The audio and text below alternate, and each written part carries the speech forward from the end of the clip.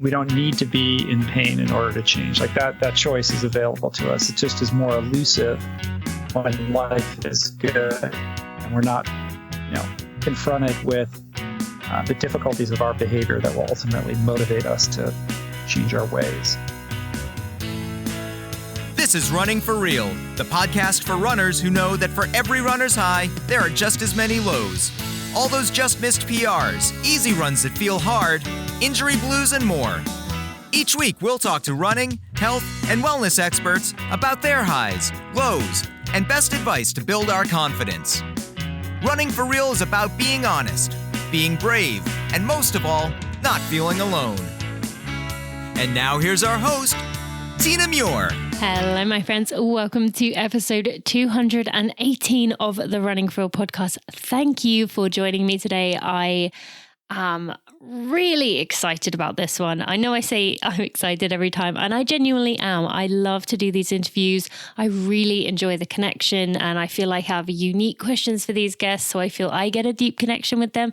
That said, today, I know my guest is incredibly hard to get on the show. I've been trying for many years now, and I am thrilled to have him on the show, and I cannot wait to tell you a bit more about him and let you hear this conversation with him in just a few minutes.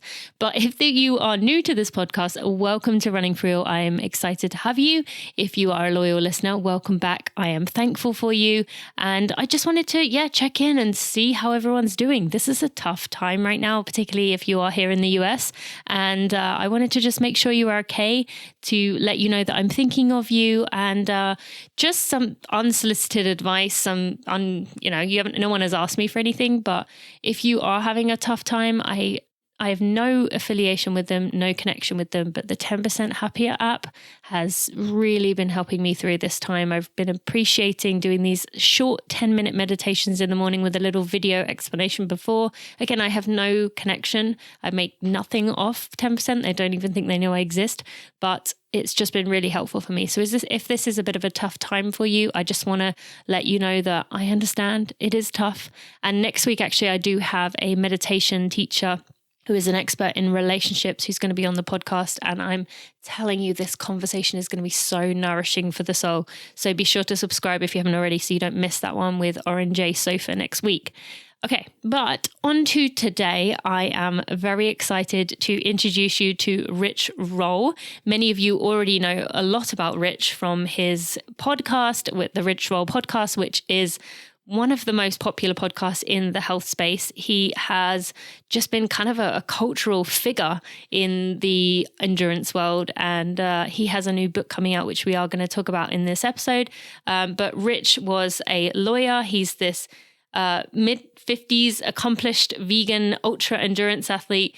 He is this attorney, or former attorney, I should say. He's now a full-time wellness and plant-based nutrition advocate. He's this public speaker. He's a husband. He's a father of 4. And he's just this really inspiring guy and wise guy. I love to learn from him. I love to listen to his podcast. And the lineup of guests he has on his podcast will blow your mind with the level of people he has on there. So it's really cool to get to talk to him today and just take in his wisdom. Now, I have to tell you, I was really nervous going into this, and I really judged myself when I went into it. When I came out of it, after I listened to the episode, I felt a lot better. But coming out of the episode, do you ever do that to yourself, where you do something and you're quite nervous about it, and then you think, God, that was so terrible? But then you have some time to reflect, or maybe you have the opportunity to be able to check out what you did. Like I did, I was able to re-listen to the first 10 minutes of the interview, and you realize that you're just being so critical of yourself. And Rich and I get into this topic actually today on the podcast, but I hope you enjoy this conversation. I really tried to think of unique questions and tried to challenge him. And he said that I did challenge him afterwards, but it was a really enjoyable topic. This guy has so much wisdom, and I'm glad he could share it with us today. So we are just going to take a moment to thank our sponsors, and we'll be right to the episode with Rich Roll. Thank you to Tracksmith for sponsoring this episode of the Running for Real podcast. And I am not the only one who is a fan of Tracksmith. Rich has recently started endorsing Tracksmith and saying how much he loves them. He calls them his latest obsession, and it's easy to see why, because they are just the most quality comfortable, just best clothes that you could come across right now. I'm really enjoying them, and I think you will too. I actually recently raced in my Tracksmith attire, did a half marathon. That was the first time I have raced in well over a year, and I really felt comfortable in the clothes. They were just soft, they dried quickly. I ran in the Harrier long sleeve and the session shorts if you are curious, but you can find a link to both of those and all my other favorites by going to tinamuir.com/tracksmith. And I am just loving their products. You can get $15 off by using code TINA15 at tracksmith.com. That will give you $15 off your purchase of $75 or more. And I just want to take a moment to tell you about a few things that Tracksmith have launched recently. You saw that they have released their off-road collection, which is celebrating the world of trail running, which obviously I'm enjoying. All runners know that trails are this awesome place to go find adventure, and they wanted to include those people. Now, it doesn't have to be, you don't have to be a hardcore trail person who does 100 miles in one run. As you know, with me, I'm very much just going on the weekends to enjoy a few hours running in the trails, and they're perfect. The clothes are just enjoyable. It allows you to get out into nature to explore. And it's this ideal way of engaging with our sport in a different way when races are either not the same, which is kind of the experience I had. I didn't really enjoy it the same way I had in the past, and looking for a new challenge. Or it could just be that you want to get out in nature to distract yourself from this tough time that we're going through. So be sure to check out Tracksmith's off-road collection. They also have a run commute collection. So if you are getting back into commuting to work, this is going to be an ideal thing for you. There's lots of things made of merino wool, and now you're starting to go back into the office. And with, opting out of shared transport, this is a great way to integrate active transport in your life, also to run errands. So check out their run commute collection. So again, you can get $15 off your purchase of $75 or more by going to tracksmith.com and using code TINA15, or you can check out my favorites by going to tinamuir.com/tracksmith. Rich, thank you so much for joining me today on the Running Feel podcast. I wasn't going to say this, but I'm actually, I can feel my heart pounding because I cannot believe that I actually got you to say yes. So thank you for being here today. It's a pleasure, Tina. Thank you for having me. I know I'm not supposed to say that stuff. I'm supposed to be confident and just say, this is no big deal. But you should. I always say that to my guests, That you still get nervous sometimes? Oh, I get nervous. Yeah, I still get really nervous for every podcast. Who would you say you've been the most nervous for? Has been anyone? That's a good question. I mean, I've done so many of them that I know through experience that it's always going to be fine. But I think I put the pressure on myself because I always want it to be an exceptional experience for the listener and for the guest. So it's pretty equal. I mean, I just interviewed Matthew McConaughey the other day, so that was kind of nerve-wracking. Wow. But he's so good at putting people at ease that it was fine. But the nerves that I experienced with him really weren't that different than the nerves that I have, for anybody that I interview, because I always just want it to be great. Yes, no, I feel you there. That's exactly the way I feel a lot of the time. Okay, so to begin, I'm not going to go into a lot of your story that we've already covered, because you have covered it in detail, not only on your own podcast, but on plenty of other podcasts. So I really want to make this a bit different. So to begin, I would love to start with, you have a huge podcast audience. You're this ultra endurance athlete. You are seemingly can do no wrong. So what would you like to do to let people know that at the end of the day, you're just a guy?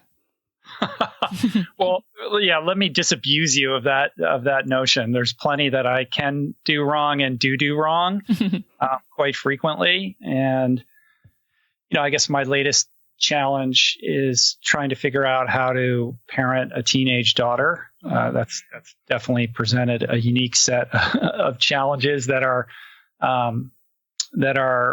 pushing me into uncharted territory, and I don't always do or say the right thing. So, yeah, I mean, I'm completely human, and I mess up way more than I get it right, for sure. I mean, and I'm my own worst critic with all of it. I think that applies to everyone across the board in many things. And thank you for admitting that. And it's funny, my dad always says to me, I have two girls, 4 months and 2 years. And my dad keeps saying, just wait for the teenage years. Because I also have one sister. And he keeps saying that girls during their teenage years for a dad is like a minefield. So yeah. I've never experienced this genus of human being. And, I help parent two boys that are now 25 and 24, and they're great. And it was pretty easy. But, this period of a young woman's life is like something I've never encountered. And she's become my greatest teacher because she pushes me into territory that I'm completely, I feel ill-equipped to manage. Mm-hmm. I can only imagine, but having seen it myself with, my sister and my dad, just the look on his face many times, I can understand it as well. So for someone listening who thinks that, you have this podcast that has 50, however many million, maybe 60 million by this point, and thinks that sounds so utterly impossible, what would your message be to someone who is thinking about starting a podcast? Maybe you think it's saturated, or thinking about doing something that is big, but they see other people like you in the field and think, why do I even bother trying when I'm never going to be like that? Yeah, that's a great question. The easiest way to answer it is that the best time for doing anything, if not yesterday, is today. And you don't want to be looking back a year from now or 5 years from now thinking, why didn't I start that thing then? There's always a reason why now is not a good time, or the odds are stacked against you. But anything that I've accomplished in my life has been by virtue of just beginning without knowing where it was going to lead me. And that's certainly the case with the podcast. I've been doing this for 8 years now. When I started, the landscape was very different. It wasn't competitive like it is now. But I wasn't like the first person to have a podcast either. There were plenty of people doing it and who were being successful at the time. And, when I began, the first episode got, 500, 1,000 listens or something like that. And I just thought that was incredible. I couldn't believe that many people tuned in, and I was encouraged by the response. And I just, did another one and did another one and did another one. And I've never missed a week. So there's something to be said for consistency, for being willing to kind of mess up and fail in the process of doing it, and just falling in love with, again, back to the process of doing it and detaching from the results. I would have never predicted that it would have grown into the thing that it has become today. But the only reason that happened is because I continued to show up for it. And I fell in love with what it, just the form, the art form itself, without being tied to any kind of expectation of where it would lead me. And, that's true of the athletic things that I've done. It's one foot in front of the other. And I think what happens with people is they want to know where it's going to lead them. They want to know what that destination is going to look like, and they want to run the numbers on that. And that becomes paralyzing because you think it's too hard, or it's too impossible, or, I don't have what it takes to be successful. And I think when you do that, you're not only short-sighted, but you're preventing yourself from being open to opportunities and the miracle of what can be. And I've just learned that when you just move forward, doors start to swing open and opportunities present themselves. But if you don't take that first step because you're waiting for those opportunities before you begin, they're never going to materialize. Mm-hmm. Yes, such great points. Thank you.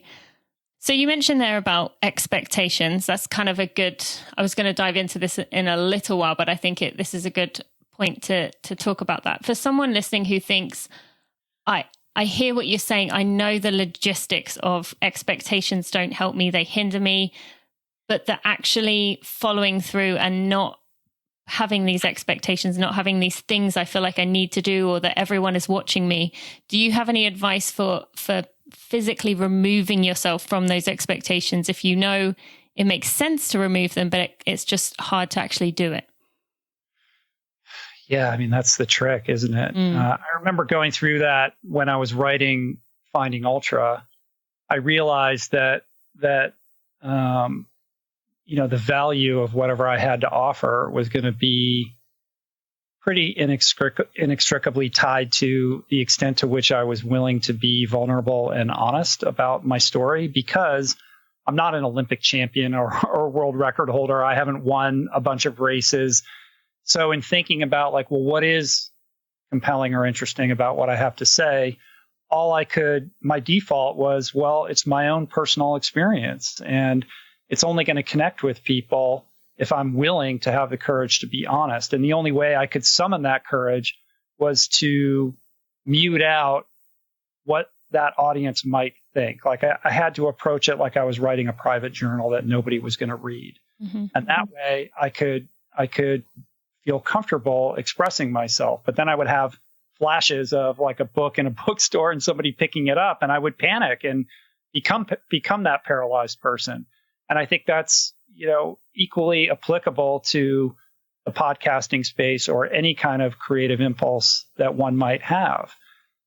There is nobody in the universe that is you. You are your own unique thing. And that has tremendous value. And with that, if somebody's thinking of starting a podcast or writing a book or writing a blog post or posting something on Instagram, it's all the same thing. They're different media outlets, but essentially it's the same thing, which is your unique perspective on the world, on yourself, on humanity, on the planet is valuable. And nobody else has your experience. So lean into that and share that and do, what you would do if nobody's looking. And that's the only way I can kind of get over that hump. And I think a rule of thumb is if what you're about to publish or share scares you, even though it's honest, that's a good indication that you're probably, in that vulnerable space. And I've just known, I've learned over time that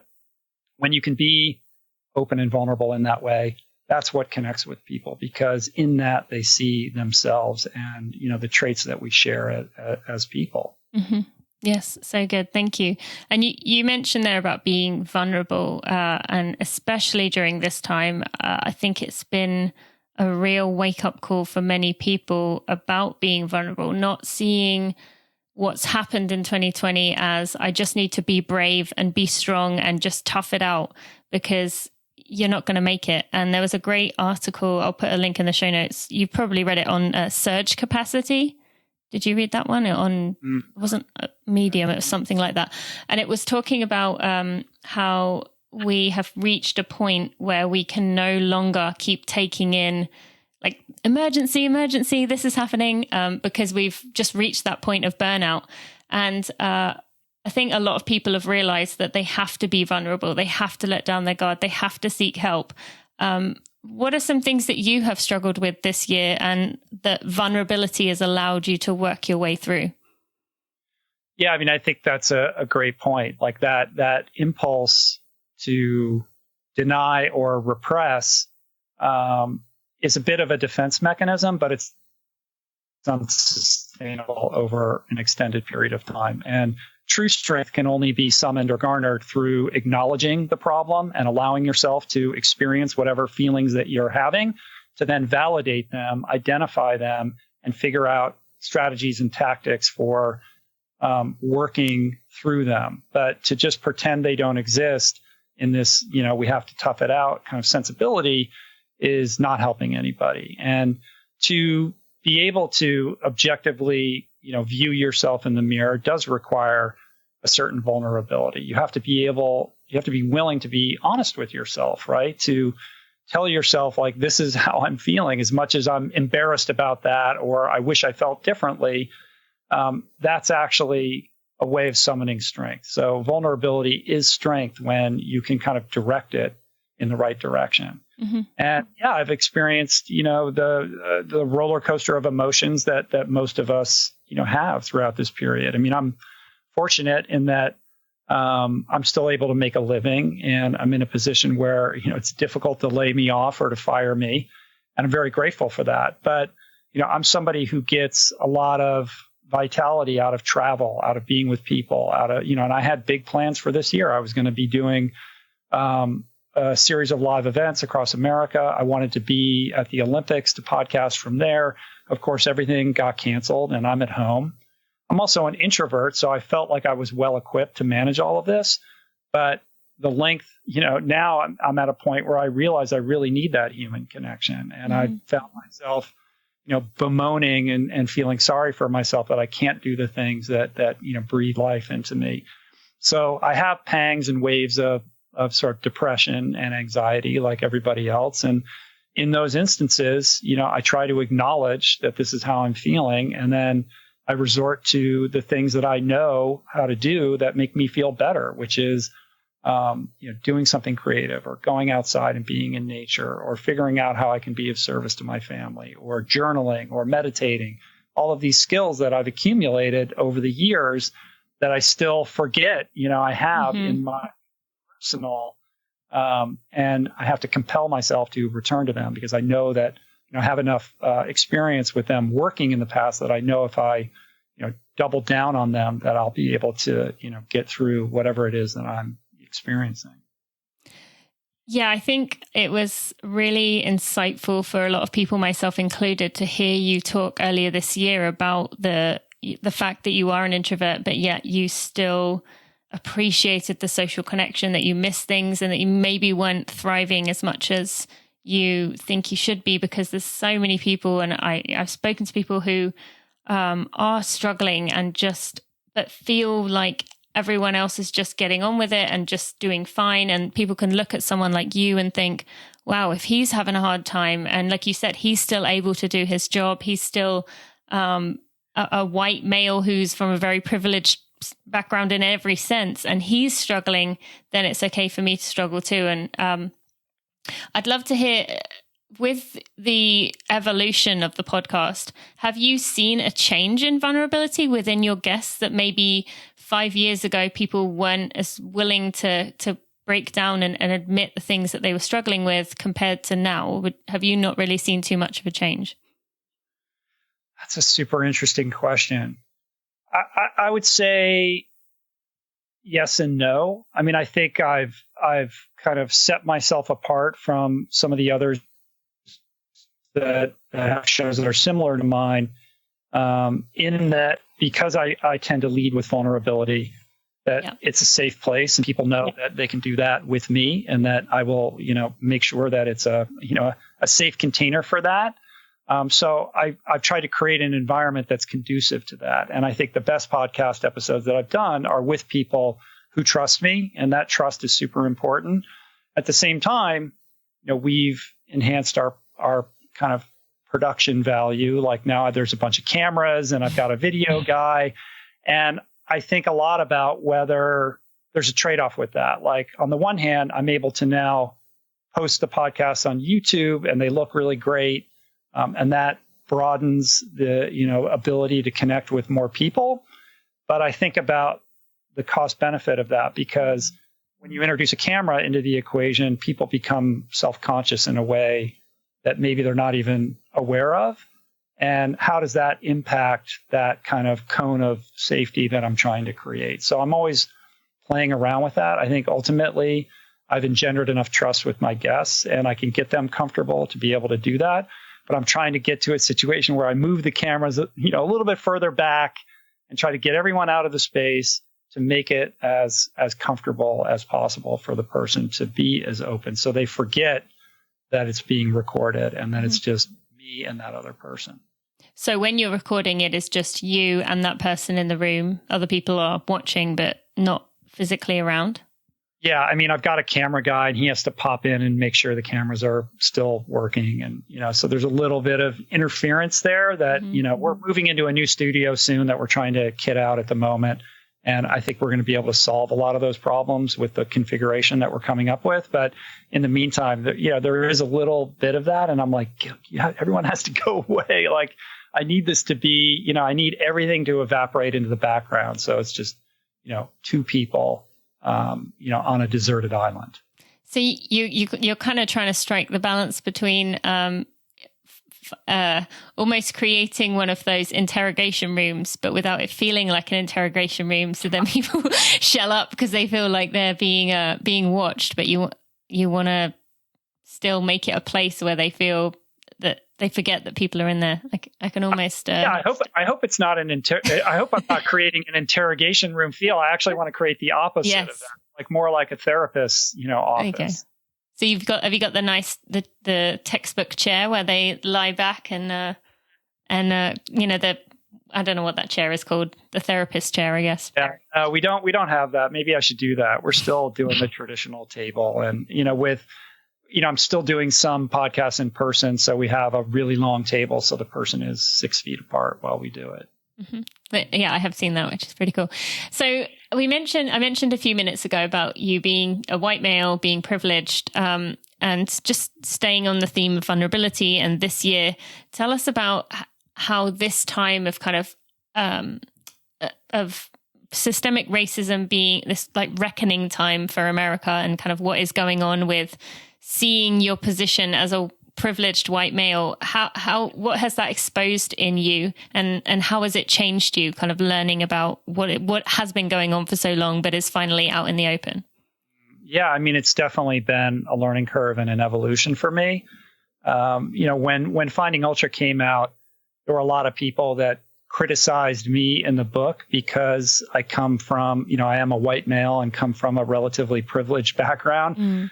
But I just told my story honestly in the book. I can't do anything about the way that I was raised or who my parents are or anything like that. I was just telling the story. In the context of the podcast, historically, my conversations, tend toward the evergreen. Like I'm interviewing doctors about nutrition, or athletes about their career, or artists about their life. And it doesn't really matter whether it comes out a week after we record it or 3 months later. They pretty much withstand the test of time.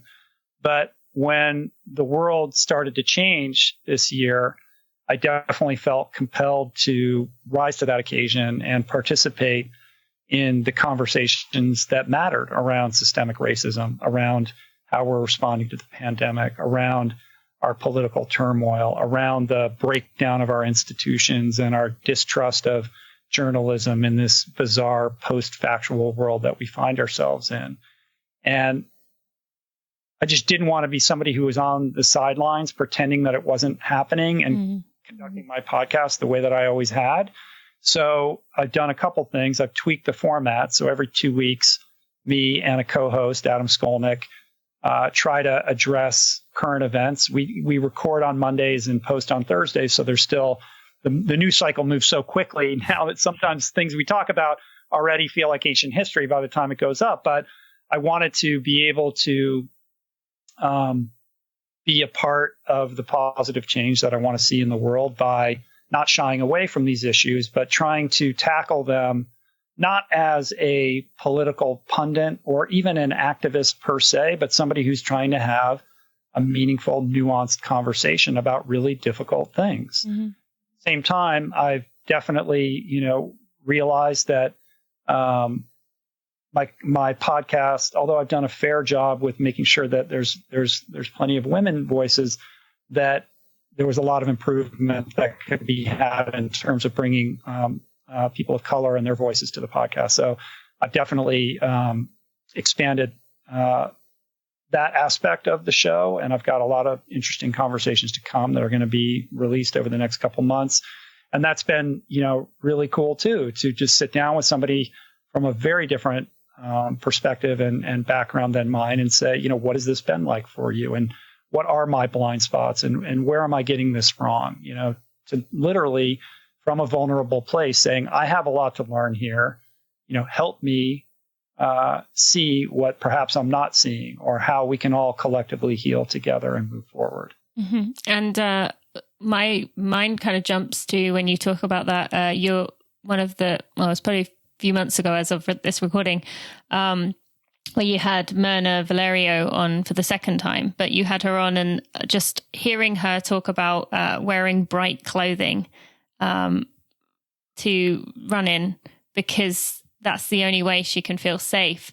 I've known Myrna, she's a friend, but I would never have thought of someone as bright, bubbly, and just full of life that Myrna is would have to worry about something like that and think about that. So I think that was for me a good example of you being able to not get information out of someone, but being able to have the conversation, that vulnerable conversation that allows something to come out that is memorable. And I don't have a particularly great memory, so I tend to forget things, but that just stuck in my brain so much as a good example of that vulnerability coming down to really get Myrna to share an experience that that I had heard of otherwise shared. So thank you for yeah, I mean, that. how amazing. Yeah, she's incredible. And, what a beautiful ambassador of not just running, but of having these kind of conversations that I think we need right now. Mm-hmm. Yeah, thank you. So being essentially a cultural role model, do you ever feel a sense of pressure that everyone is watching you, not in terms of, oh, I'm walking through the airport and everyone's going to recognize me, but more that people might hear something you're doing or have come across something from your past and want to try it and hurt themselves or somehow do damage? Do you ever feel pressure from that? I feel a responsibility, I think, with the audience for sure. And I've probably found myself a little bit more measured in the last year or two than I was previous, as I become more consciously aware of how many people are listening and watching. And I take that responsibility seriously. At the same time, it can't come at the cost of speaking your truth. And, a perfect example is what we just spoke about, pivoting on the format a little bit, has caused, I probably lost, a percentage of the audience because I want to talk about these things.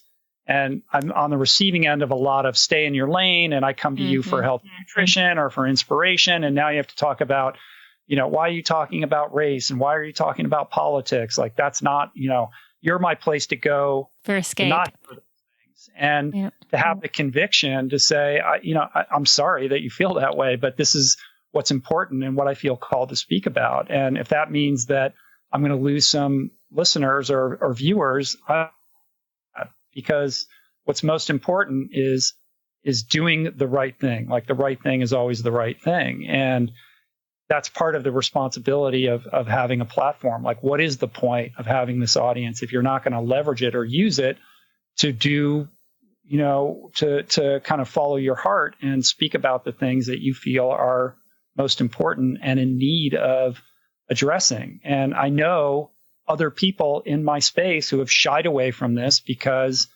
of economic concerns. Like, it's just not worth it. Or like, why should I sacrifice my audience? Like, everything's going good.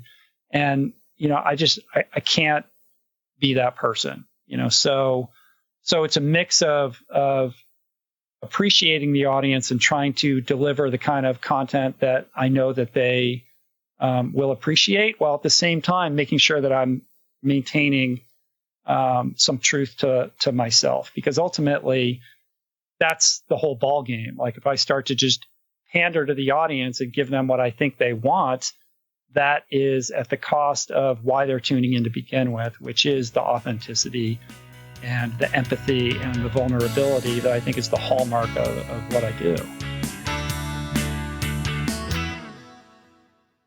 Thank you to Generation You Can for joining me in this conversation with Rich. I really enjoyed the conversation and I hope you do too. And Generation You Can has been there for me over the years. Absolutely just the best, one of the best sponsors I could ever ask for. And I want to give them a big shout out today because they have been a huge part of my journey when I was a late runner. I relied on them purely for my fuel during the race.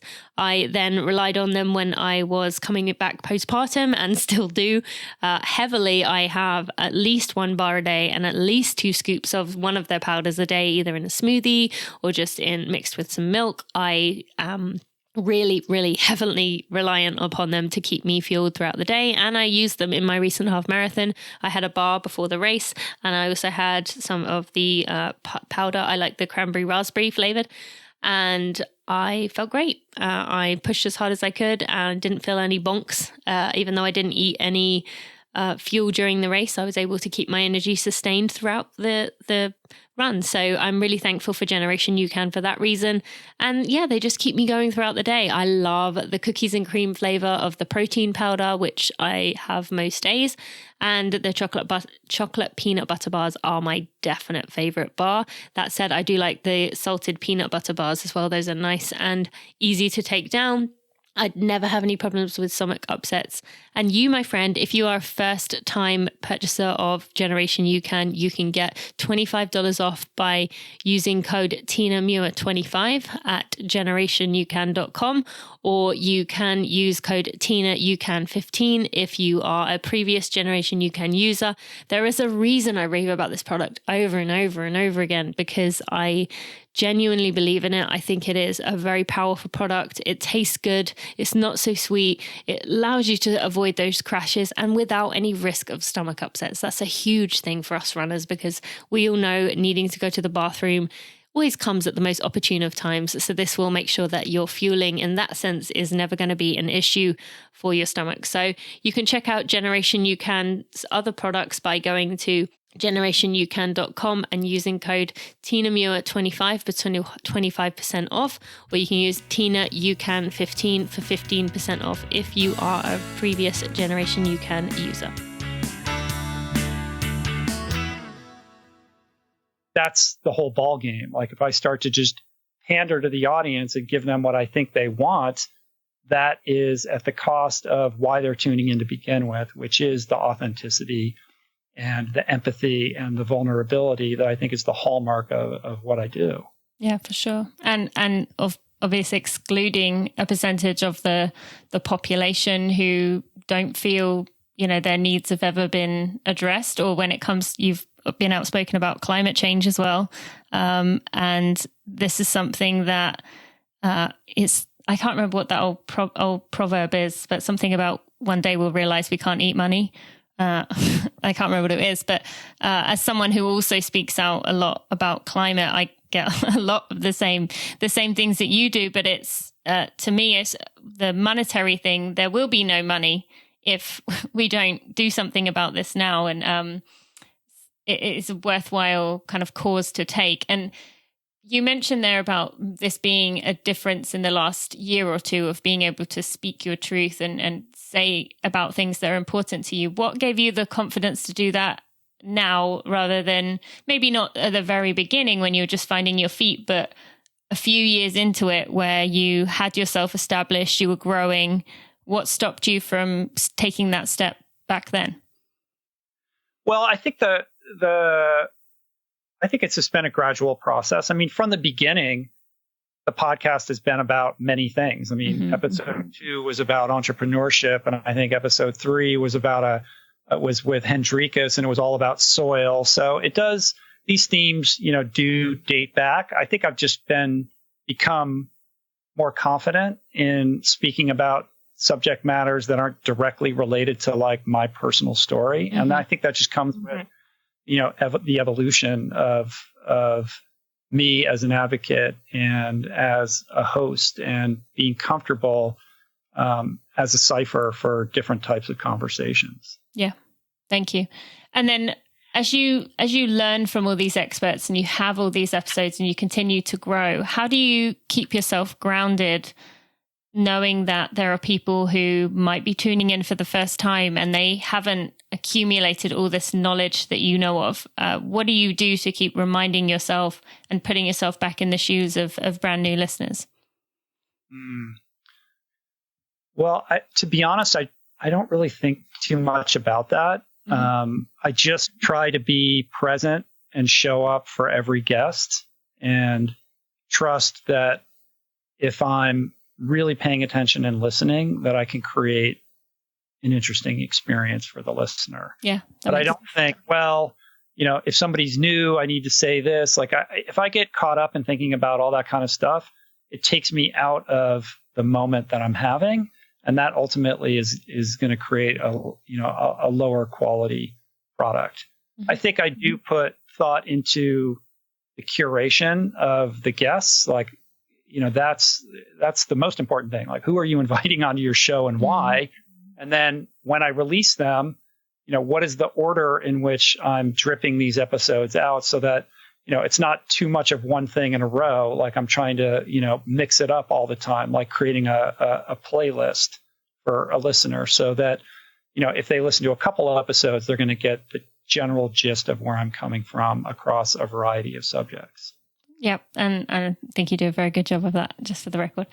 So I want to switch gears a little bit and talk about some things from your past, being primarily when you went to do the Ultraman. Now, I've heard you talking about how you doing that Ultraman event was kind of, in a way, you not being prepared to address some things that were some insecurities that were going on internally and trying to find ways to deal with that. And as someone who was a professional runner, and I know a lot of it for me was about the recognition, I'm curious, do you think it is can you ever be in a place where you are doing these really hard events, challenging yourself, pushing yourself to the limits, but coming at it from a totally healthy place? Or do you think a lot of the time when we set ourselves up to do these really hard things, that it is about what's going on internally that we're not addressing? Yeah, I guess it depends on your definition of what is and isn't healthy.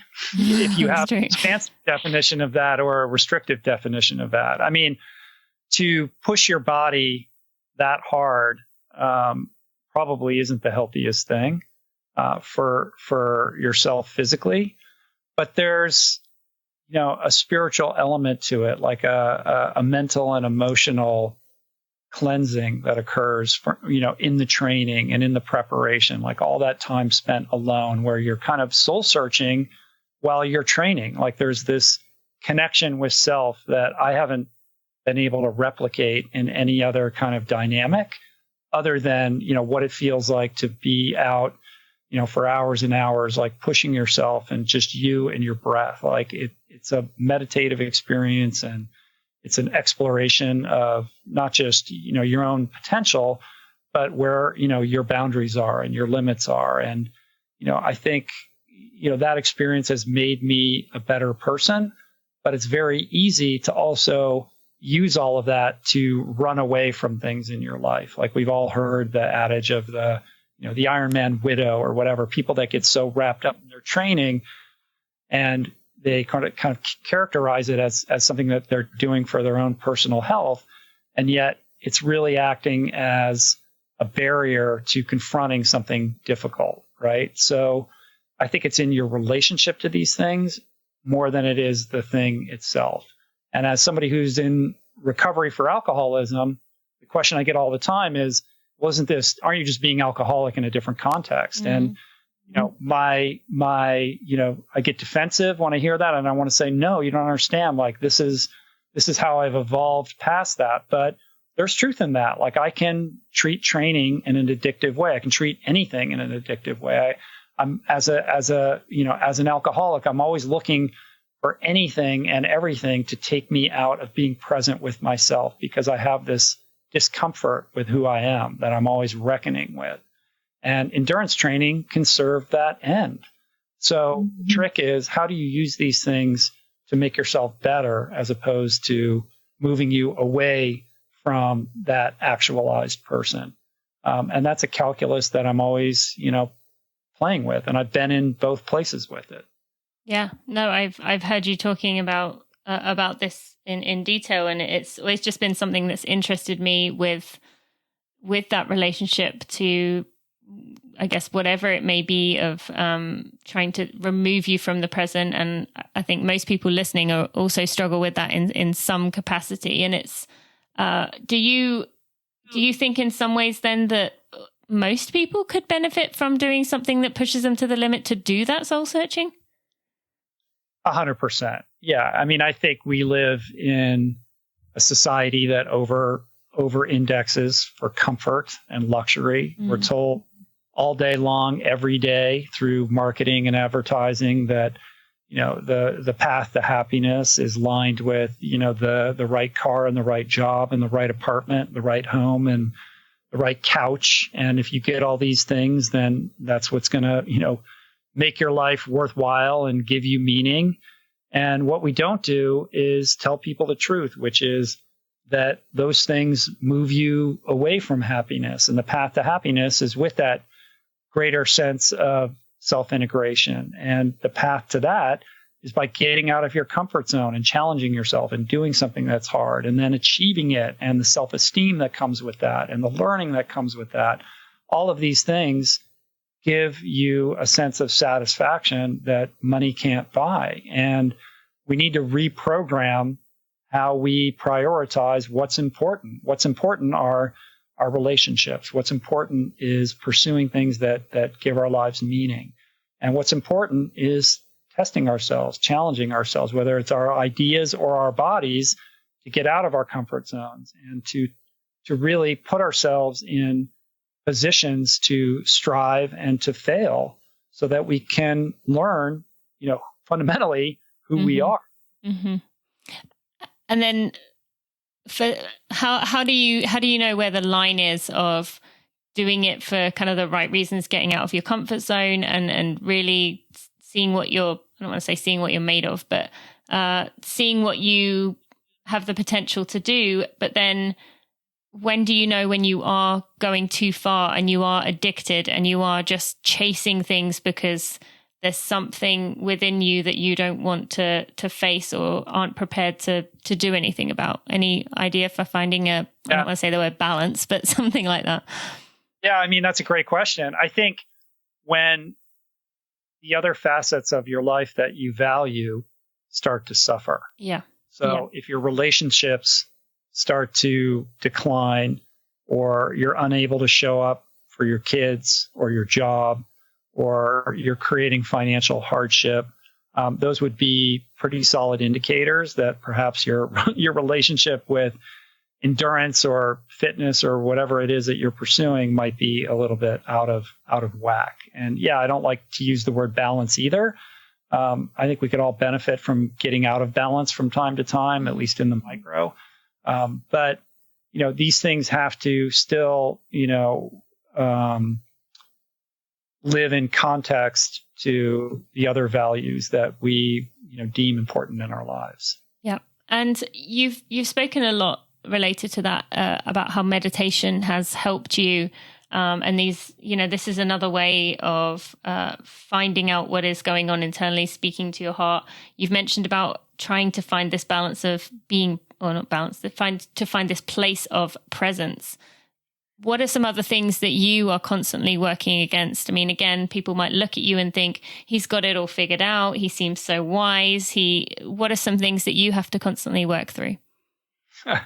It's funny when people think that, because when I do the podcast, I'm literally just asking other people questions. Like, it's very little. I try to take myself out of it as much as I can while still trying to be a responsible steward of the conversation. I'm trying to highlight the wisdom of the person that's sitting across from me.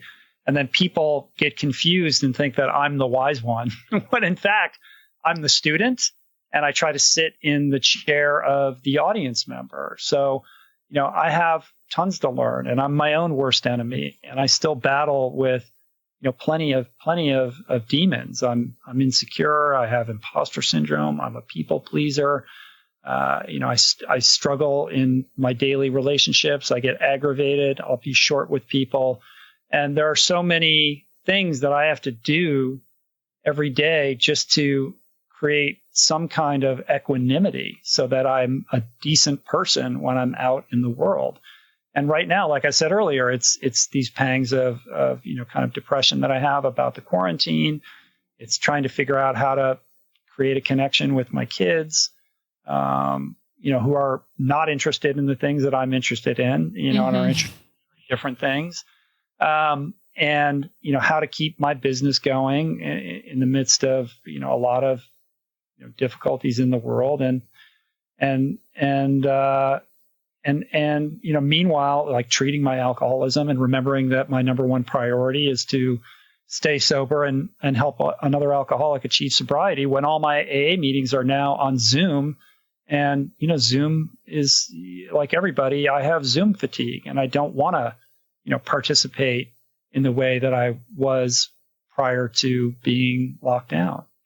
Yeah, I think a lot of people will resonate with your words there. I mean, maybe not necessarily the alcoholism, but just the drain on us that comes from trying to, you said about imposter syndrome, and I hate to use the word perfectionist because I mean, hopefully most of us realize that there is no such thing, but also the weight that comes with trying to deal with this crazy situation that we find ourselves in. It is a relief to hear you say that. Not that we want you to be going through that, but do you take time after you interview a guest, or after you hit a milestone, or something happens within you and your business where you are able to reflect back and say, wow, I did this? Or does that come part of that imposter syndrome of where you feel it's never quite enough?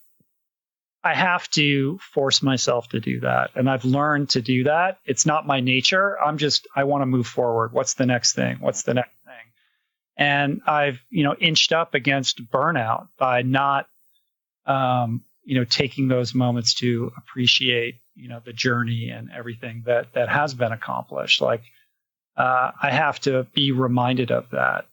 And that's one reason why last year, I took all of December off last year, and I went to Australia, and it was the first break that I'd taken since I started the podcast. And that really helped to recalibrate everything. But, I had to compel myself to do that, because I just think, I'm a workhorse, and I have this sense that if I stop for 5 minutes, the whole thing's going to fall apart.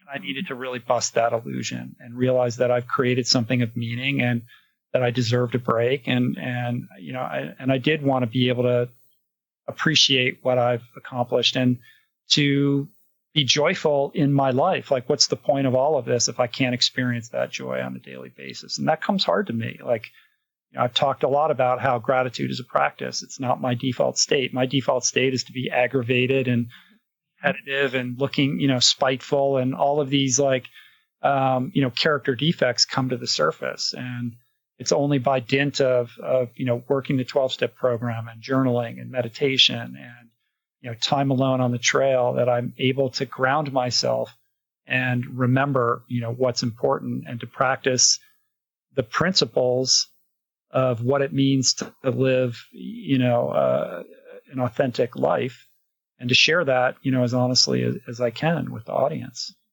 And how do you do that? The stopping to recognize what you've done for someone else who struggles with that. What helps you to take that reflection? And is there a word you say? Is there something you do after you finish a podcast? How do you remind yourself to do that before it's too late? I mean, I wouldn't say I do it after every podcast. I probably do. Good job, me. Yeah, no. It feels very indulgent, to do that. The way that I do it is now I have people that I work with and that work for me. Mm-hmm. So I try to remember to remind them, like in the reminding of them of how cool this is, of, what we're doing, that helps me sort of embody it for myself, because I want them to have that joy and that sense of ownership and accomplishment. So when it's eluding me, when I'm in the process of like reminding someone else, I have to then do it myself. It's the same in 12-step. Like you can't help another person if you're not living that solution yourself. Mm-hmm. So it's in the teaching that you are reminded, and you can't preach something that you haven't got. So it's a reminder to always be practicing these things that I'm talking about. Well, and kind of the whole oxygen mask on an airplane thing, right? You can't put someone else's mask on without you doing yours first. Okay, so there's two directions I could go here. Talking about the social media, the just taking a month off of work in December. I remember seeing you doing that and just being so in awe. And I did take, after I had my daughter 4 months ago, I did take a full month off myself, and it was just amazing. For someone who is really feeling burned out in every way right now and wants to step away from work, and has the ability to, or at least wants to step away from social media and from a pressure of just external sources, give your best pitch as to why you would say it is good for us as human beings, especially in America. Like, I'm British, but living here, I definitely see the difference between Americans just going work, and where I'm from, where we had a bit more of a, in some cases, British people maybe aren't as good, but for the most part, I think we're better at stepping away. So what would be your message to someone who feels that urge they need to step away from their work, from life, from things, but they just can't quite bring themselves to do it? Right. Well, assuming that they're financially able to do it, I think is the first thing, because some people just can't be for financial reasons. But you answered your own question by saying that you have to put the oxygen mask on yourself first, right? You can't give something you haven't got. And, in this business of sort of content creation, you're only as good as what you have to offer. And if your tank is empty, then what are you doing? Like, you don't have anything to give because you're not nourishing yourself. In order to be able to be of maximum service to the people who are interested in what you have to say, you have to be out in the world living your life. And if you've sacrificed that because of some, crazy habit trail content creation schedule that you're on, then ultimately you're not only going to burn out, but your content isn't going to be very valuable because you're not in the world and you become enslaved to a schedule that's non-sustainable. So I think it's important, if you're feeling that way, to listen to that intuition and to hit the pause button. These things are not going away. And I know it's difficult. You think, if I stop, doing this thing for 5 minutes, the world's going to pass me by. And I certainly, know what that feels like. I'll be rendered irrelevant and, people have other choices and they'll just move in a different direction. But ultimately, that hasn't been my experience. And I think, emerging from that experience in December, I realized I started to feel like I was doing the podcast because this is what I do, rather than because it brings me joy and sustenance. And I wanted to, make sure that I maintain the sanctity of that relationship. Like, I don't want to approach a podcast, interviewee from a place of obligation or feeling like, another one of these, like, I'm so tired of this. Like, I want to be excited about it, because if I'm not, how are you going to expect the audience member to be in that place? And, there's a fine line between what I do professionally and what I do socially. Like, it's work, but it's also bringing me, a lot of sustenance in my personal life. So, that pause was mandatory in order to not only remember that, but, rest myself so that I could return to it with some vigor and some enthusiasm. And, it's something I'm going to do again. I mean, obviously we can't travel like we could, and it'll take a different form, but, I need to have some kind of forced repose. And I think with that, you get perspective. And that perspective makes you ultimately better at what it is that you do. So was that the first time in all the episodes that you have done where you did start to maybe sense that feeling of have to do this rather than get to, or have you had that experience along the way somewhere else? Well, I mean, late last year, I started to feel a little light dusting of that. It wasn't a full-blown sense of, I can't believe I'm so tired. It didn't get to that point. Like, I was able to recognize it in advance and realize, like, if I didn't interrupt this, that, I would find myself in that position. So it was prophylactic in that regard. And now it's just something that I want to build into the schedule so that, a year in advance, I know I'm going to be doing this and I can work towards that. So it doesn't create a crisis, and the show can continue to go on because I've banked enough content and I have people that help me now. And what were the signs, the dusting that you felt of that? What were some of the things you noticed? Just, a little bit. I just started to feel slightly less enthusiastic. And if I have any kind of skill at all, it's like I'm a worker. Like I know how to work hard. Like I'll outwork you, right? And I'll go to my grave doing that. And ultimately, growth for me is in realizing like you don't have to suffer for it to be good. It doesn't have to be hard, and relieving myself of that pressure, I think, has been something that's been uncomfortable, but ultimately is making me better at what I do and having a healthier relationship with it that will buy me sustainability over the long run so that I can continue to do this for many years and not just pull the plug, a year from now and say, I just can't do it anymore.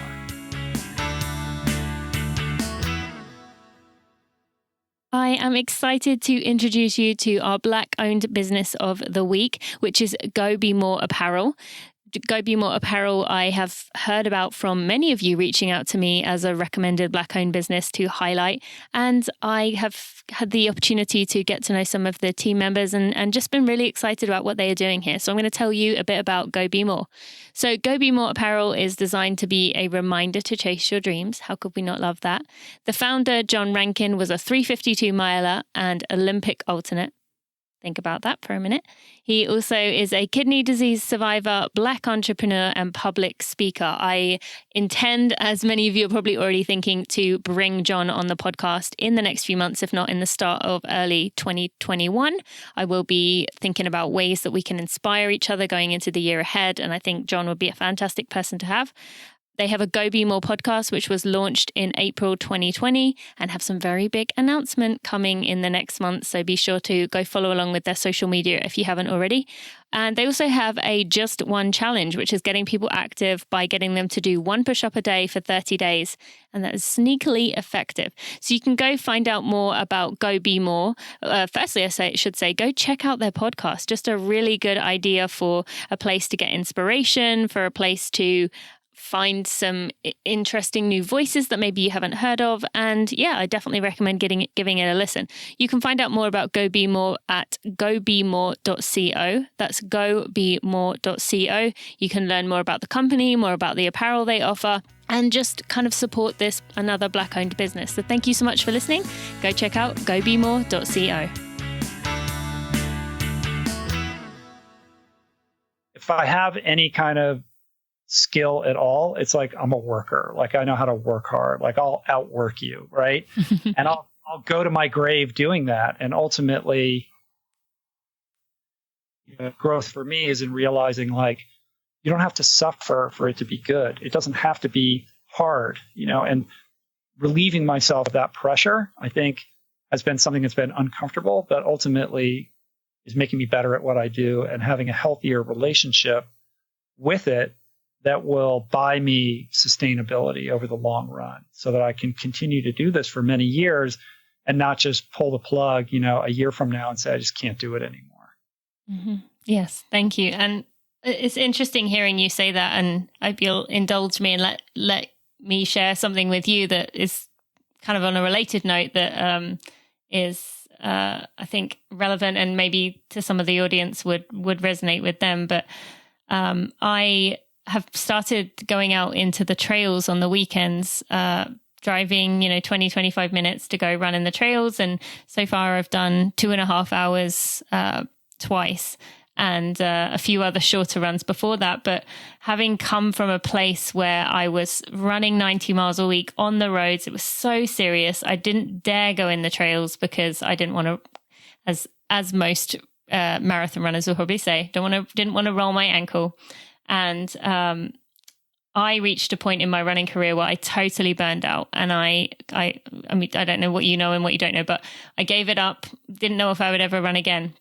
But now, having had two beautiful little girls and then coming back into this world of trail running where I see it as I get to go out there and I find myself in pure joy rather than before it was a case of being in January and thinking about July's race, the finish line of July's race, not even the race, or thinking in the middle of my morning run, I've got to run again this afternoon. But being able to go out in the trails right now and seeing the time just fly by and me spending 2.5 hours running 12 less miles than I would have done in my marathon PR time, but then just feeling that pure sense of appreciation. And I think that has come from that stepping away and then coming back into it in my terms, which is why I wanted to bring this up, because I think most people listening will have some area in their life that they realize is a gift, and they can feel that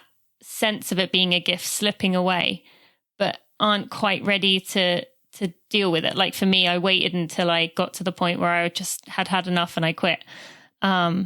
But I think that's an important point to mention, because we all reach that in our life. And it's hard for someone to imagine that you doing this podcast would ever reach a point where you could start not being excited about it, but you recognized it early and were able to pull back before you got to that burnout stage.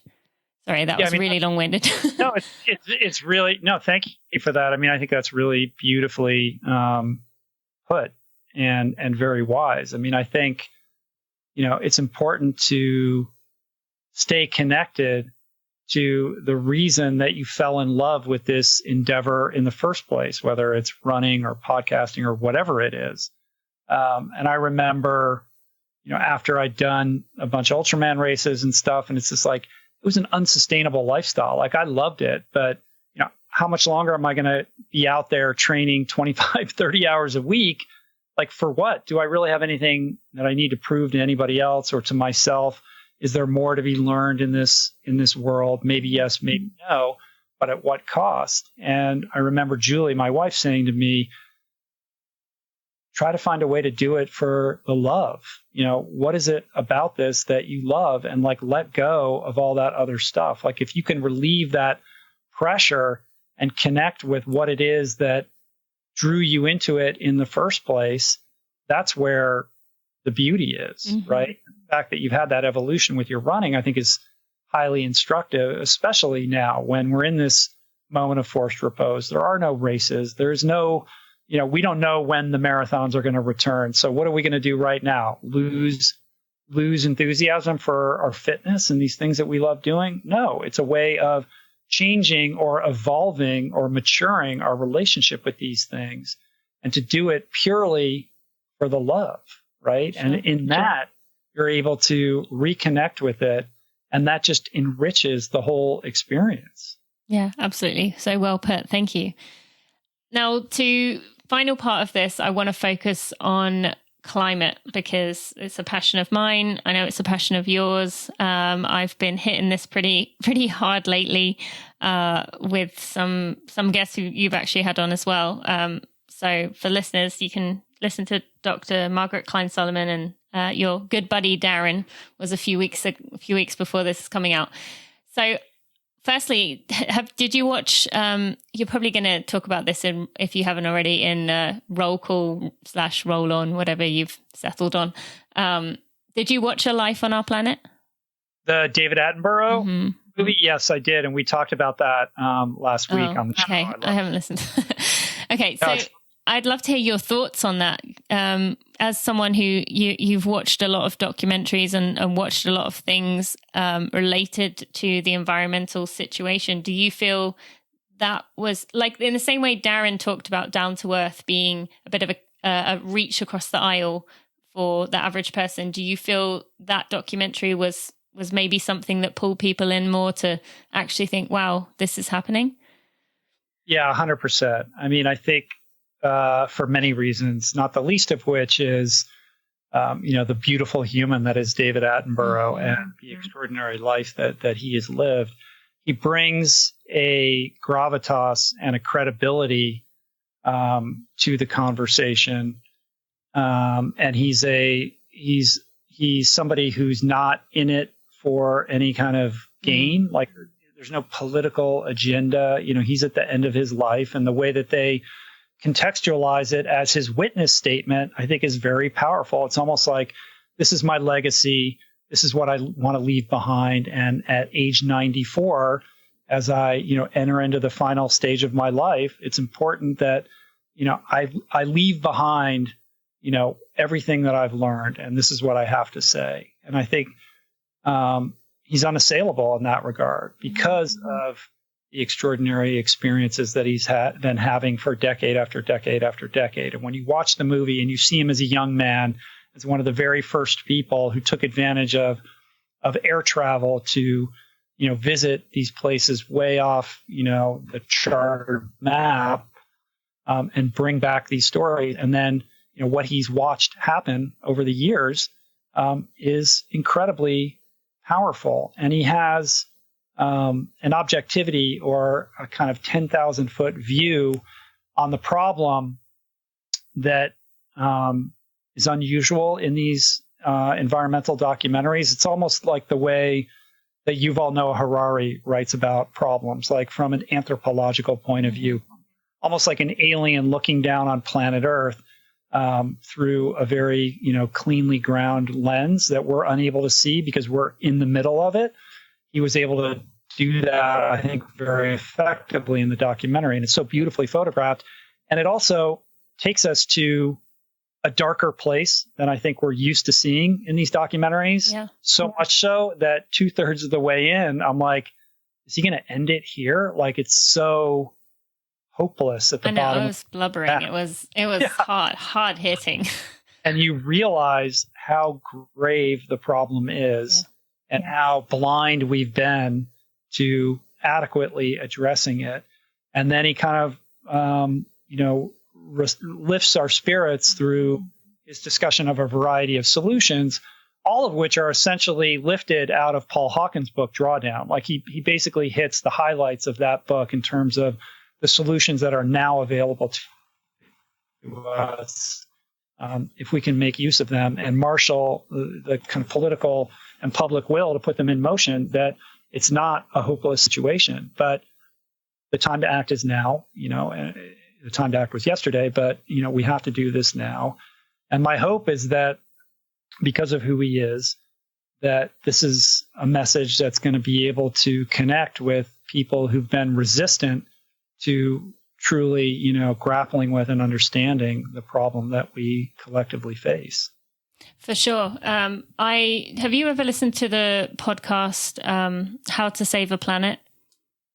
I haven't. It's a Vox media production, or I might be saying that wrong, but it's a really, really good podcast. They talk about all kinds of elements that relate to the climate emergency, from how systemic racism is connected to it, to how 2020 election became a climate election and all the candidates ended up fighting about it. And then, they went through in this recent episode about it being a climate election. They went through the process of explaining how Biden had changed his approach to it, and then it made it an important part of his agenda, and then made it a very important part. But there was two things from that reminded me of what you were just saying there. One was that he said that people are starting to realize that it doesn't matter how high of a wall, I can't remember which of the people said this, but how high of a wall you build around your house, it's not going to protect you from climate change. I think people are starting to realize that. But then the other thing they said was that the way that the Green New Deal has spun the approach from it being about the polar bears and saving the animals, which is kind of what David Attenborough was doing all along, like hoping showing us this beauty would make us think, oh, we don't want to lose that. We got to protect it. But now that the way that climate change is being looked at is being looked at from how does it affect me, all the people listening, all the people around, about jobs and about people's happiness and about people's individuals' lives. And that's what David Attenborough crossed over into with this documentary is, yeah, the animals are amazing. Yeah, the coral reefs are turning white, but this also is going to affect you, whether you like it or not. And I just wanted to hear your thoughts because I thought it was really well done. And I'm hoping it affected a lot of people into making a difference here. And if you haven't already listened, go listen to it now, please. Yeah. It's very powerful and just wonderfully crafted. Yeah. So in your life with stillness topic, you've shared a lot. You've talked about hitting rock bottom and how you've been thankful that allowed you to assess what mattered to you in your life. But Do you think that applies in any way to this climate crisis? Do we want to hit a rock bottom, or will that be too late? Do you think we've already hit it? I'd love to hear your thoughts, because I struggle to let go of this topic. I feel obsessed with it, that there's this enormous pressure to do something that I want to fix it myself. Tell us about your thoughts on that, and how do you let it go in your life to know that you're doing your part? Yeah, that's a good question. I mean, I think, I've spoken often of the power of pain to motivate change. And at the same time, we don't need to be in pain in order to change. Like that choice is available to us. It just is more elusive when life is good and we're not, confronted with the difficulties of our behavior that will ultimately motivate us to change our ways. And when you telescope up onto the climate crisis using that, we certainly don't want to hit a rock bottom before we deal with this. And it doesn't work that way anyway. It's a sliding thing. We're already, reaping the consequences of this. And it's a question of how much pain are we willing to tolerate? In other words, how much devastation are we willing to write off or to rationalize before we get serious about the solution? And as you know from talking to Margaret Klein Solomon, we are in the emergency. It's not like this is going to happen. This is happening now. We're living it. It's only going to escalate and increase. And it's difficult to think about how to be an effective change agent because the problem is so massive. It's easy to say, well, until we change election finance, until we change the way that our government panders to corporations, things are never going to change at the macro level. And there's truth to that, but that's not an excuse to shirk responsibility. So I think everybody has a different, like Margaret says, everybody has their own voice and their own unique talents for how to carry this message. For one person, it means showing up at the Extinction Rebellion protests and marching in the street. And for somebody else, it's writing a blog post. For somebody else, it's what they talk about at the dinner table. But we all have to find what works for us and to align our actions with our values. There are changes that we can all be making every single day to reduce our impact on the planet. And I think it's our responsibility to the collective to be doing that and to be vocal about what we're doing and to try to help educate everybody else to the extent possible as to just how acute this crisis is. And I think she brought up a good point, at least when I had her on, about it doesn't matter if you don't have a platform like you or I might have, but you can talk to people around you. You could bring up the fact that you've decided to go vegan for environmental reasons and say that, rather than just saying, I don't eat meat and end of conversation. Explain why. And we can all be champions within our own lives, even if it is at a very small level. And even if it means that you have to deal with that heavy feeling that's in your heart that you haven't wanted to deal with up to this point. So I'm hoping that these conversations just continue to give people the confidence to speak out, whatever that means in their own life. Now, for the final thing, I want to get on to talk about your book in just a second. But one thing that I'm curious about with you that I've been wondering, so you've mentioned in this episode, and then I've heard you mention elsewhere about you meditate, you journal, you don't schedule anything until you said 12, I think, right? 12 in the afternoon? Yeah, correct. Okay. So, okay, someone with a 4-month-old and a 2-year-old, you said your kids are older now, but if you could go back, how would you address that situation if your kids were younger? Or do you think you wouldn't have got to the level of, the point in your life to where you would have been able to do those things? But for me, I get up at 4:30 and I meditate. I write a gratitude journal. I go for my run, and by that time the kids are up, and that's it gone. So I'd love to hear maybe your advice for someone who, many of my listeners have young kids or something like that, or even just someone who thinks, how do you do this with your family? How are you there for your family when you have to block off that morning time? Yeah, I mean, it's an indulgence that I've created a life where I can say, I don't want to be bothered until noon. And, that's a luxury.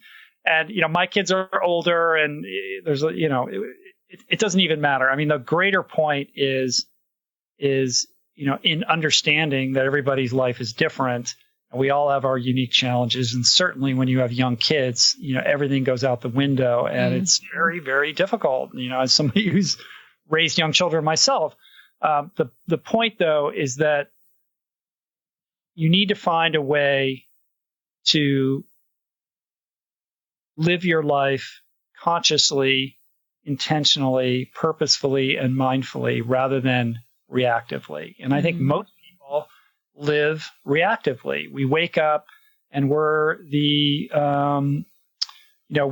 we're like a pinball, bouncing around, just basically responding to everything around us rather than being in control of how we're living to the extent that that's possible.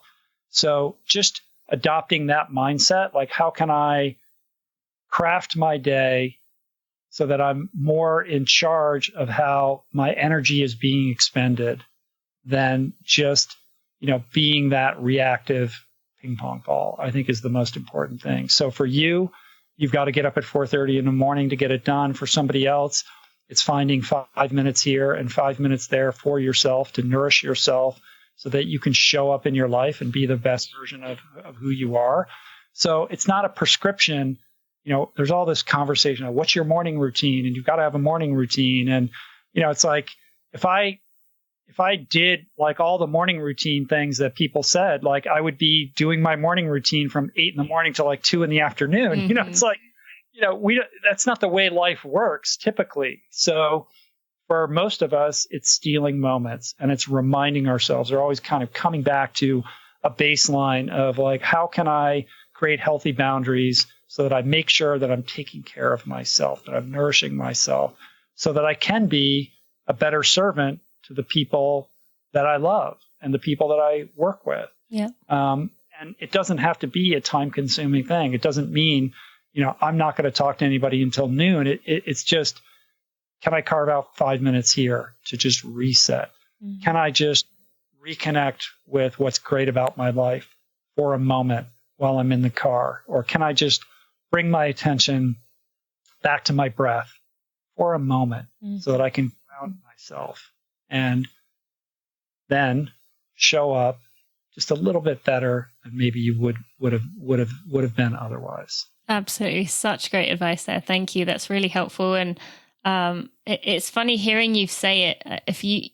What you said, if I'd have had this conversation with you a year ago, I just would have maybe not felt frustrated, but felt a bit like, yeah, that's all right for you to say. But having changed with the meditation aspect, I now understand that meditation doesn't mean you sit on the beach looking out to the ocean for 45 minutes with your legs crossed and you have to be completely uninterrupted. It for most people and for myself, it's 10 minutes using, I really like the 10% Happier app, but it's allowed me to do what you said about the reactive thing. Like when my 2-year-old is screaming about something, rather than being like, just keep your cool, just keep your cool, just keep your cool.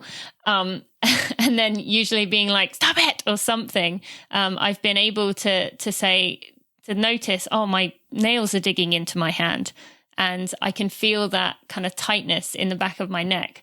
And it gives you that just split second window to where you can pull back. And so I think you're right in saying 5 minutes here, 5 minutes there. If it can become that meditation aspect for people listening, if you do feel in that reactive state all the time, for me, that's just been the biggest game changer to just be able to put what Rich is saying into practice rather than hearing it and thinking, well, that's all good for you, but it's not going to work for me. And obviously meditation is not going to work for every single person, but in my personal experience, it's been a real game changer. So I think it might work for every single person. You think? Yeah, I think that it's, a massive benefit to anybody who commits to it. And I think to have that ability to just have that microsecond in between an event occurring and how you respond to it can become like a superpower. So rather than just defaulting to how you typically react in that situation, to have just a moment to say, okay, what's the best response here, is an amazing ability to hone over time. In addition, what I found, and I'm sure you found as well, is that it doesn't eliminate, feelings of aggravation or resentment or anger or these things that kind of percolate up throughout our day. But what it does is it reduces the half-life of them. So when you find yourself in a heightened state, you can get back to your baseline much more quickly. And that translates over time into just being a happier, more productive, much more effective human being. Yeah, for sure. And being curious about what it is about whatever's happening that is bothering you, what insecurity of your own that it's poking at, that you need to consider what it is about you, rather than it always being, well, they are doing this and they need to stop doing that. 100%. Yeah. So that's been my definite understanding. So tell us about the book. This comes out, as of this coming out, would have been released 3 days ago. So tell us about why you decided to write another book and what it is about. So the new book is called Voicing Change. It comes out November 10th and will be available globally everywhere. We're shipping from my website. And it's essentially a chronicle and a keepsake of the podcast journey that I've been on. It's essentially timeless wisdom and inspiration lifted from my various guests over the years. And we highlight 50 podcasts over the years and excerpt wisdom spoken by those guests.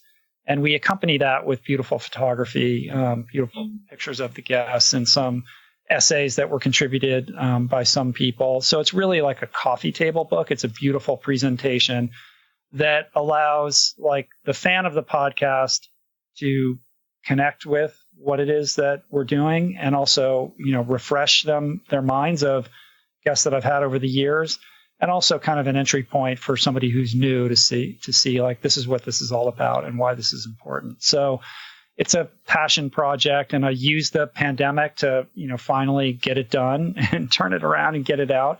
So I'm super excited about it. It's really, it's a beautiful book that you'd feel great leaving out on your coffee table for people to read, and you can pick it up in any spot and enjoy, each guest is just 2 to 3 pages, and pop in and out of it as you will. So I'm really proud of it and excited to soon share it with everybody. Is this your new strategy to pick up new podcast listeners? You leave it in people's houses and you get all grandmas listening and aunts and uncles joining in. What is this?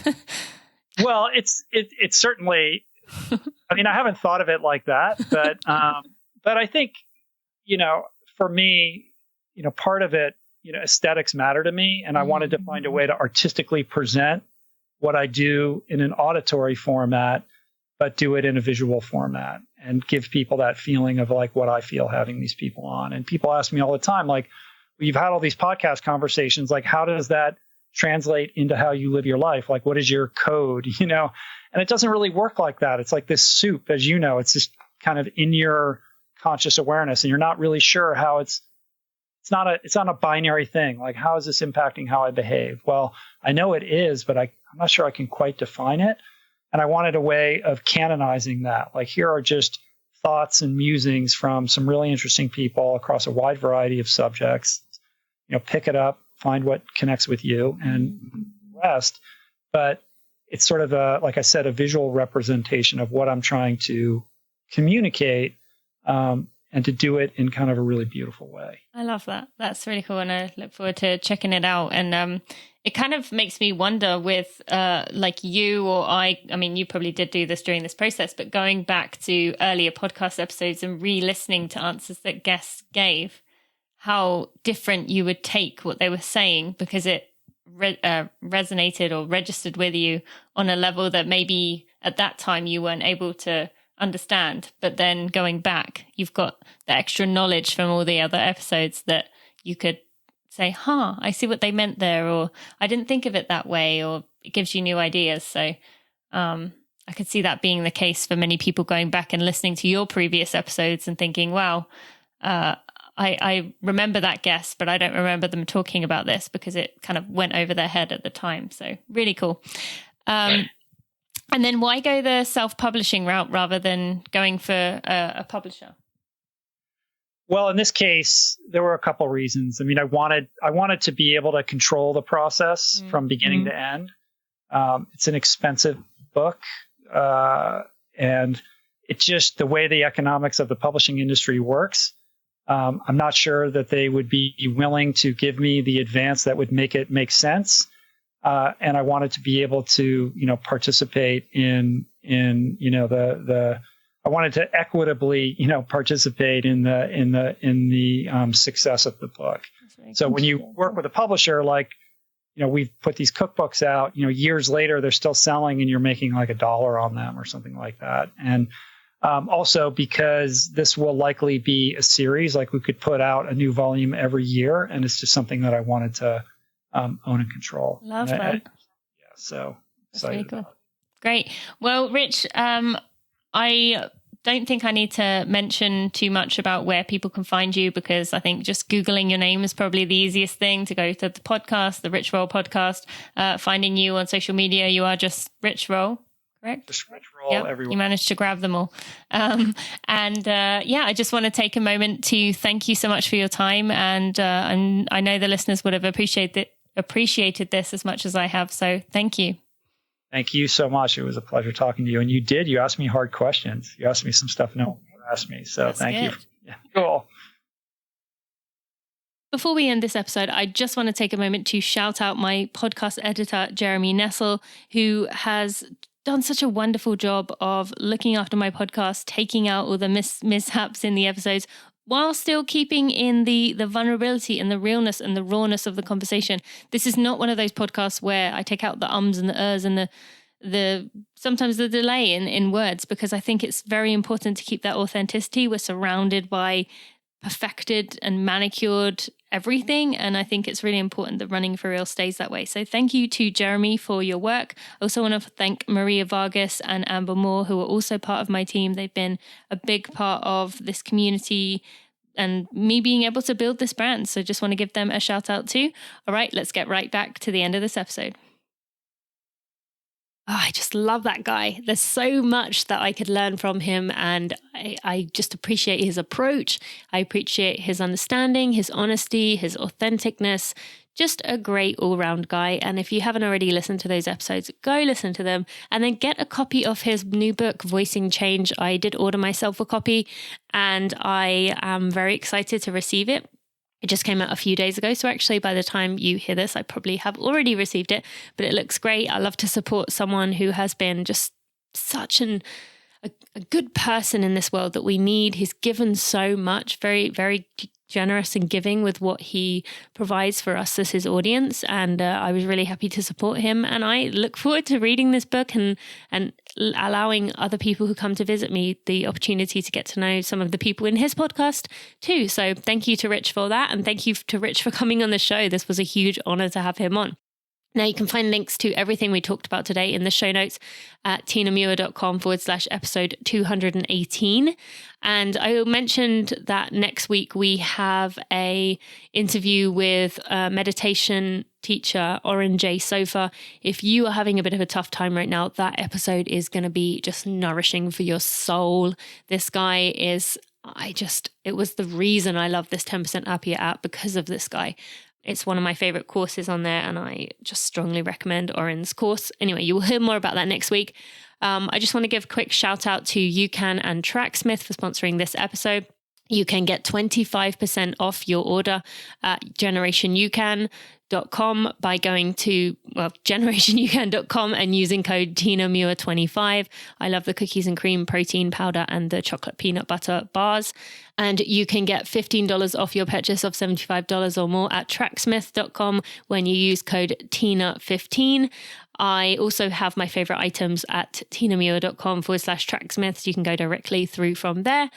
And yeah, both of those sponsors have been great for me and I appreciate them so much. My friends, this is a tough time. As I said at the beginning, go use that 10% Happier app. It really has made a massive difference to me. And it's just 10 to 15 minutes a day. That's all. It really has just helped so much. So I would recommend that if this has been a tough time for you. Sending lots of love and light, my friends. We will get through this. I will see you next Friday. Thanks for listening to the Running for Real podcast. Be sure to check out tinamuir.com for show notes and even more helpful running information.